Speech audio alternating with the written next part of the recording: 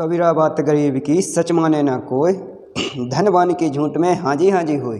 नमस्कार मित्रों, LMP study life में आपका स्वागत है। आज हम पढ़ेंगे नवपाषाण काल की विशेषताएं, कैरेक्टर्स ऑफ न्यूलिथिक एज।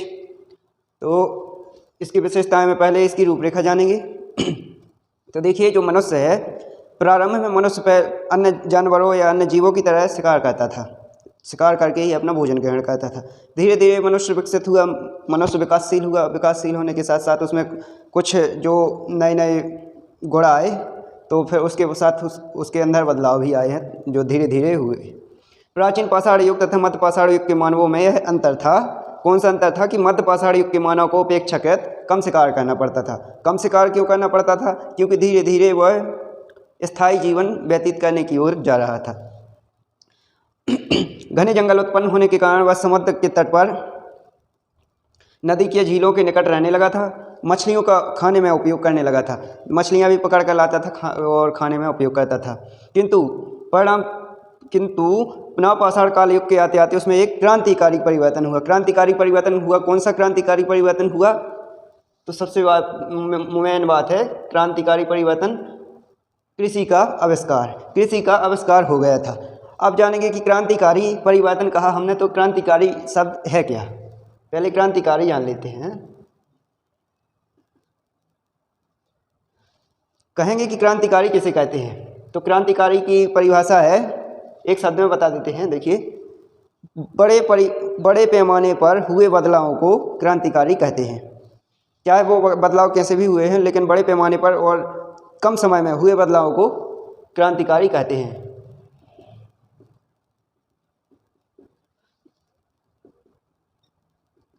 ये तो हो गया क्रांतिकारी परिवर्तन। देखिए, कृषि का आविष्कार हुआ जब कृषि करने लगे मानव। उस समय के नवपाषाण युग के मानव कृषि करने लगा, तो कृषि में बहुत ही बदलाव आ गया है मानव के जीवन में। जो मानव पहले खानाबदोश या खाना की खोज में यहाँ वहाँ भटकता रहता था, तो ये सब बंद हो गया और एक स्थायी जीवन व्यतीत करने लगा। स्थायी जीवन व्यतीत करने लगा तो प्रारंभ में मनुष्य जंगली फल और पत्ते और जड़ी बूटियों को खाने में काम लाता था। ये तो आपको भी पता होगा। और इसमें कुछ ऐसी इस प्रकार की घास थी, इसमें जो खाता था जंगली जड़ी बूटियाँ वगैरह, इसमें घास भी थी कि जिनके पास फलों को दो पत्थरों पर पीसकर आटा बना दिया जाता था। जो फलों को, उसके दाने थे जो जंगली घास के, उसको पीसकर पत्थरों पर आटा बना दिया जाता था। तो वो फल, जो घास थी, वो अनाज ही था, गेहूं या जौ कह सकते हैं। तो गेहूं या जौ थे जो इनके पूर्वज, जो गेहूं या जौ के पूर्वज थे, वो जंगली घास ही थे पहले। धीरे धीरे जैसे ही मानव में डेवलप हुआ, जैसे ही घास में डेवलप हुआ है, तो आज देखिए वो ये कहते हैं कि संकर प्रजाति हाइब्रिड बीज उत्पन्न होने लगे हैं और जैसे जंगली घास से अब खाने के भोजन बनने लगे हैं। मतलब धीरे धीरे परिवर्तन हुआ। गेहूं, ज्वार और अन्य अनाजों के पूर्वज जंगली पौधे थे। सर्वप्रथम किसी स्थान पर मनुष्य में जंगली गेहूं या जौ को खेत में चयन किया होगा, फिर खेती निकाली होगी और फिर सने सने बीज से और भी बीज उत्पन्न किया होगा और धीरे धीरे खेती का आविष्कार हो गया होगा। तो ये तो रहा था खेती का आविष्कार। खेती का आविष्कार आप लोगों ने जान लिया। अब जानवरों को पालतू बनाना। अब इन्होंने क्या किया, खेती तो की, खेती के साथ साथ जानवरों को ही पालतू बनाना स्टार्ट कर दिया। क्योंकि खेती जब बड़े पैमाने पर हुई तो खेती के लिए और भी लोगों की आवश्यकता हुई। जो लोग कम थे उस समय पर, लोग कम थे, तो ज़रूरत पड़ी, तो उन्होंने कहा कि जानवरों की सहायता ली जाए। इससे जानवरों की सहायता के लिए क्या किया इन लोगों ने कि जानवरों को पालतू बनाया। जानवरों को पालतू कैसे बनाया? तो देखिए, जानवरों को पालतू बनाने की प्रणाली का आविष्कार का समय अच्छी तरह से ज्ञात नहीं है कि कब पालतू बनाया है।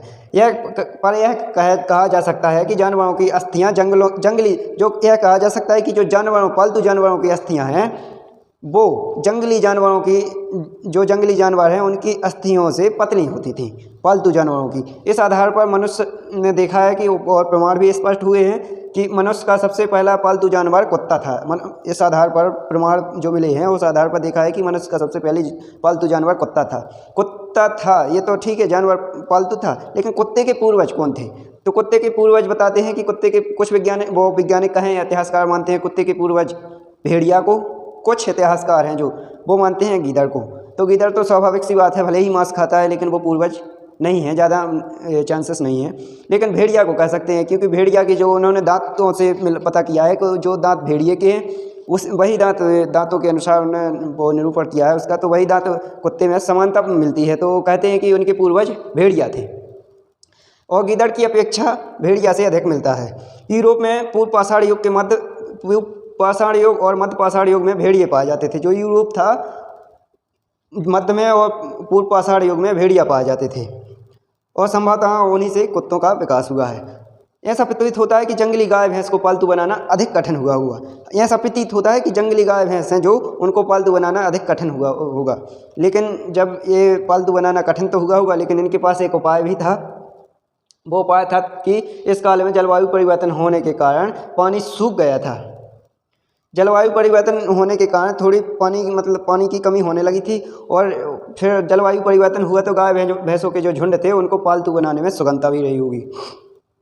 नवपाषाण युग में मध्य एशिया में ज़मीन सूख रही थी। जो मध्य एशिया था उसमें ज़मीन सूख रही थी तथा मनुष्य अन्य जंतुओं को जल की खोज थी। मनुष्य को भी थी खोज और अन्य जंतुओं को भी जल की खोज थी। तो मनुष्य स्वाभाविक सी बात है कि विकसित हो चुका था, थोड़ी विकासशील हो चुका था। तो जहाँ पर उसे पानी मिला मनुष्य को, उसने पानी को अपने हवाले कर लिया। अपने हवाले ऐसा नहीं, पानी को मतलब अपने प्रबंध में कर लिया। तो अन्य जो जानवर थे तो वो प्यासे मरने लगे। तो स्वाभाविक सी बात है जो पानी की खोज में आए, धीरे धीरे जब पानी का पर अधिकार मनुष्य का हो गया तो फिर धीरे धीरे पशुओं को भी, स्वाभाविक सी बात है मरना कौन चाहता है, तो पशुओं को भी पालतू बनाने में उन्हें आसानी हो गई। अब जब पानी पर अधिकार मनुष्य का हो गया, जहाँ जहाँ पानी था मनुष्य ने वहाँ मतलब घर बनाए, घर बसा लिए। तो फिर जो जानवर आते थे वो भी धीरे धीरे रच बस गए, और फिर पालतू जो मानव था उसने भी पालतू बनाना शुरू किया, और उन्होंने भी स्वीकार किया पालतू बनना, और वे धीरे धीरे पालतू हो गए। तो ये कुछ इस प्रकार कहानी थी जानवरों की। अब आते हैं तीसरी बात, विशेषता है कि मिट्टी के बर्तन बनाना।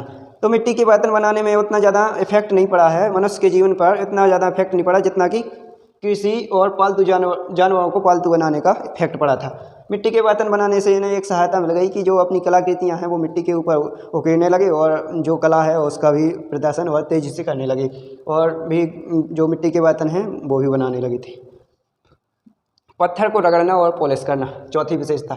ये चार विशेषताएं मुख्यतया थी। कृषि का आविष्कार, जानवरों को पालतू बनाना, मिट्टी के बर्तन और पत्थर को रगड़कर पॉलिश करना, रगड़ना और पॉलिश करना, ये चार विशेषताएं थीं जो मुख्यतः थीं। अब क्या है, प्रारंभ में जो मनुष्य था, जब बर्फ़ धीरे धीरे बर्फ़ की चादर चढ़ी हुई थी पूरी पृथ्वी में, तो बर्फ़ की चादर धीरे धीरे हटना शुरू हुई, जंगलों का उगना शुरू हुआ, तो मनुष्य को पत्थर उकेरने में सहायता मिली। वो जो पत्थर थे बहुत ही मजबूत पत्थर थे, तो पत्थरों को रगड़ना और पॉलिश करना। तो क्या करते थे, पत्थरों को रगड़ते थे, उनसे औजार भी बनाते थे, पत्थरों पर घिसकर और औजार बनाकर, और अपना जो शिकार वगैरह है वो भी करते थे, और पॉलिश करना भी इस समय सीख गए थे। काटना और बुनना।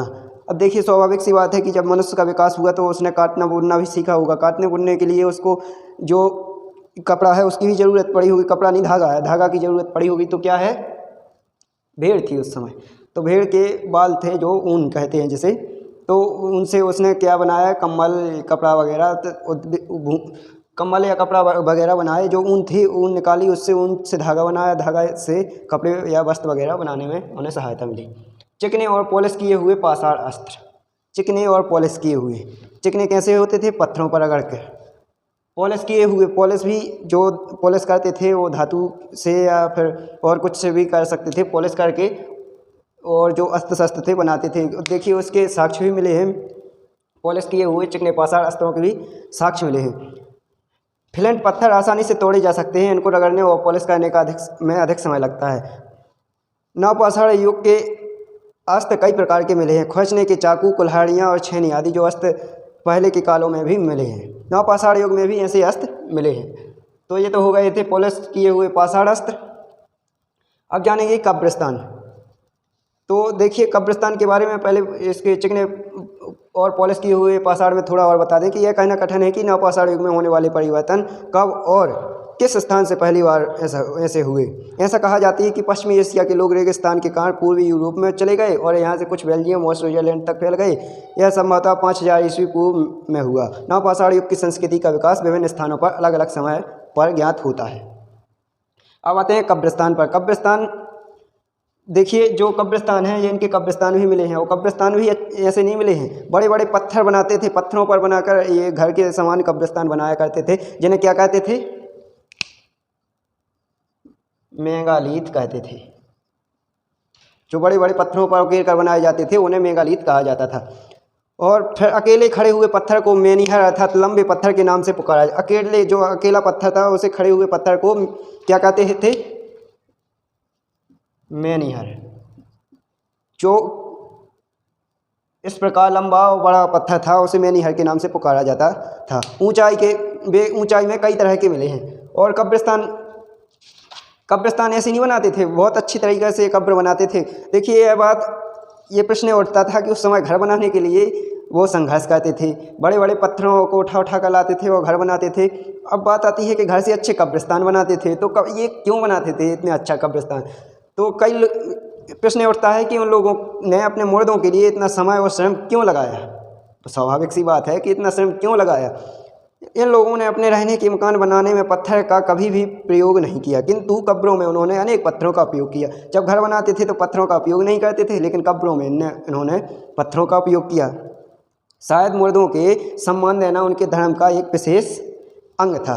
वे मुर्दों को सम्मान देते थे, इसलिए क्या करते थे, ये कब्रिस्तान को पत्थरों से बढ़िया घर से मकान से भी सुंदर बनाते थे। अब आते हैं झीलों के बने हुए घर। झीलों के बने हुए घर, झीलों के नहीं शायद झीलों में बने हुए घर। जो झीलें थी झीलों में घर बने मिले हैं। ये साक्ष्य मिले हैं कि झीलों में घर बनाया करते थे। वो साक्ष्य कहाँ मिले हैं? स्विट्जरलैंड की झीलों में लकड़ी के लट्ठों पर बनाए घर मिले हैं। जो लकड़ी के लट्ठे होते थे उन लट्ठों पर बने हुए घर मिले हैं स्विट्जरलैंड में, जो झीलों में बनाते थे। जो झीलें होती थी उन्हीं में ही बनाते थे, क्योंकि पत्थर का नहीं बन सकता, पानी में लकड़ी का ही घर बन सकता है ताकि वो तैर सके। तो स्वाभाविक सी बात है कि लट्ठों के बनाते थे। नवपाषाण काल संस्कृति की झोपड़ियाँ भी बहुत ही वो फेमस रही हैं, कह सकते हैं। नवपाषाण संस्कृति की पूर्व इलाके में झोपड़ियाँ ज़मीन से, जो पूर्व के इलाके थे उनमें झोपड़ियाँ ज़मीन से 1-2 फुट नीचे बनाई जाती थी। फिर उसमें घास फूस से छत बनाई जाती थी, भूतल पर पत्थरों से चूल्हा बनाया जाता था। ऐसी कि कुछ झोपड़ियों को मिलाकर एक गांव बनता था। वहां अनाज रखने के लिए भी व्यवस्था थी। झोपड़ियों के अंदर अनाज रखने के लिए व्यवस्था थी। गांव को बसाने के लिए ऐसे स्थान का चुनाव किया जाता था जो रक्षा के दृष्टिकोण से उपयुक्त हो। कई बार गांव के चारों ओर ऊंची दीवार बना दी जाती थी। नवपाषाण काल के ऐसे गांव में अनेक अस्त मिट्टी के बर्तन, अस्थियां, अनाज के बीज मिले हैं। कई बार झोपड़ी में केवल अस्त बनाने का ही काम किया जाता था। ऐसी झोपड़ियों में कई पूरे बने हुए और कई आधे बने हुए शस्त्र आदि मिले हैं। ये तो हो गई थी झोपड़ियाँ। अब नवपाषाण युग के कैंप, देखिए कैंप भी बनते थे नवपाषाण युग में। तो कैंप कैसे बनाए जाते थे? ये सामान्य रूप से मिट्टी से बनाए जाते थे या चाक की दीवार से बनाई जाती थी, जो सात वाली खाई से निकली गई होती थी। कई बार दीवारों में लकड़ी के लट्ठे भी लगाए जाते थे। जो दीवार बनती थी उनमें लकड़ी के लट्ठे भी बनाए जाते थे। वो कैंप बनता था किस प्रकार का? अंडाकार का, इस प्रकार का कैंप बनाते थे। तो इन दीवारों पर क्या करते थे? ये लकड़ियों के लट्ठे बना देते थे। तो देखिए ये तो रही थी अपनी नवपाषाण काल की विशेषताएं। ये क्या क्या विशेषताएं थी नवपाषाण काल की, तो ये हो गई विशेषताएं। अब पढ़ेंगे दूसरे, आज के लिए इतना ही। अब पढ़ेंगे दूसरे वीडियो में। अपन पहुंच गए हैं 4000 से, इसका कालक्रम है 4000 से 2500 ईसा पूर्व। स्वाभाविक सी बात है कि 4000 से 2500 ईसा पूर्व जब पूरा हो गया है, नवपाषाण काल आ गया है, तो इसके बाद क्या आएगा?